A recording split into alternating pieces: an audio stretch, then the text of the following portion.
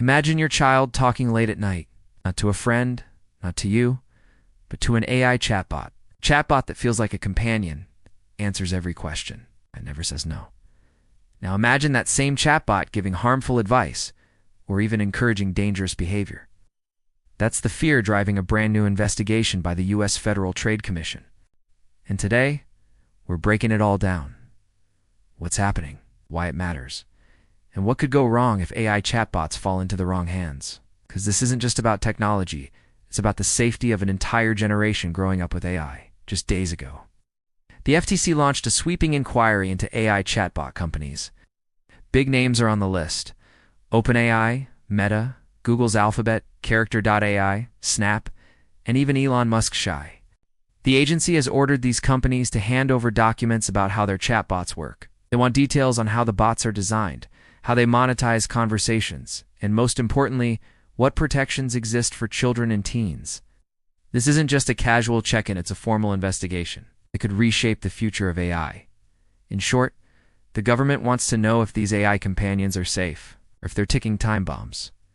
You might be wondering why now. Chatbots have exploded in popularity. Millions of kids and teenagers use them daily for homework help, venting, or even friendship. But here's the problem.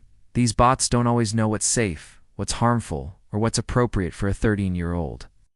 In some tragic cases, families have even sued chatbot companies after AI interactions allegedly contributed to teen suicides.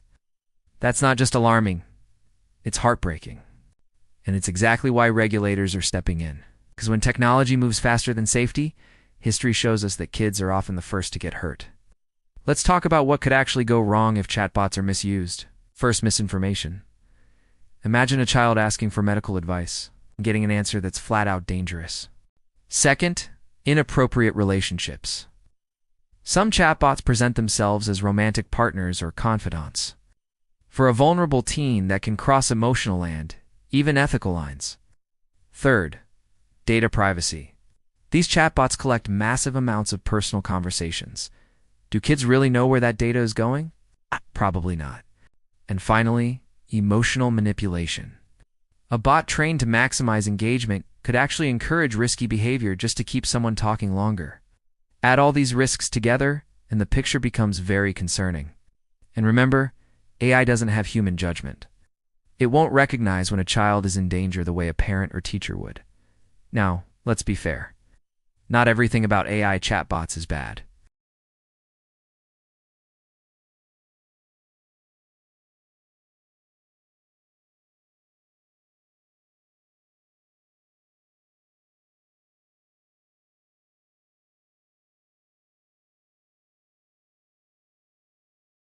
So what exactly is the FTC asking these companies? They want to know how the bots are tested before launch, how companies monitor harmful content in real time, what guardrails are in place to prevent grooming, explicit conversations, or unsafe advice, and importantly, how minors are protected differently from adults. The FTC is also looking at business models, but chatbot makes money by keeping users hooked. Could that incentive clash with safety? That's a tough question every AI company now has to answer.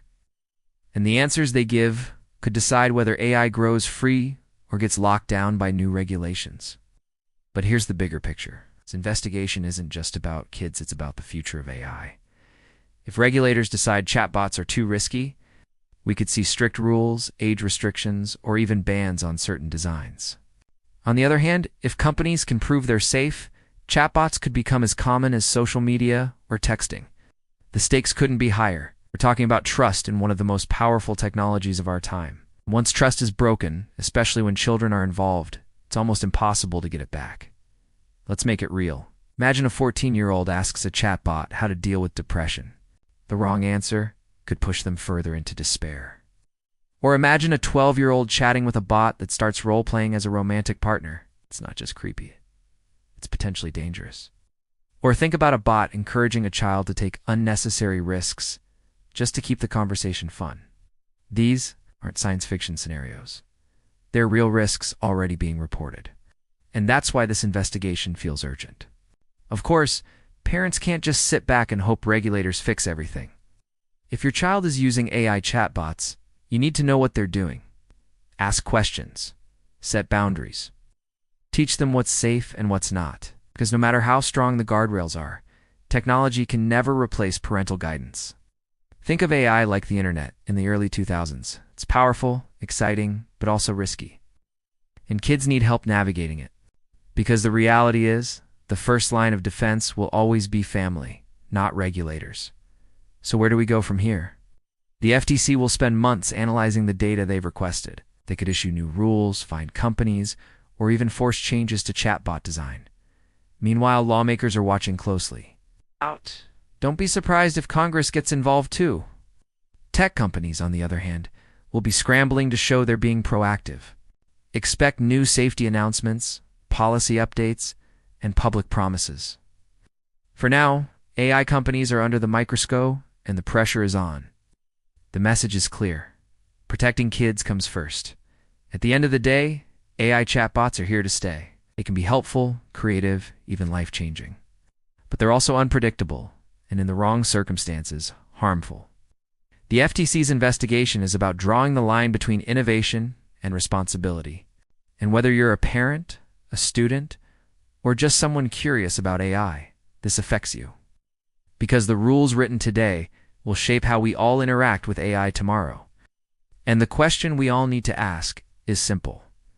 Are we building AI that serves us, or AI that controls us? So, what do you think? Should AI chatbots for kids be tightly regulated? Or are we overreacting to a new technology just like people once did with video games and social media?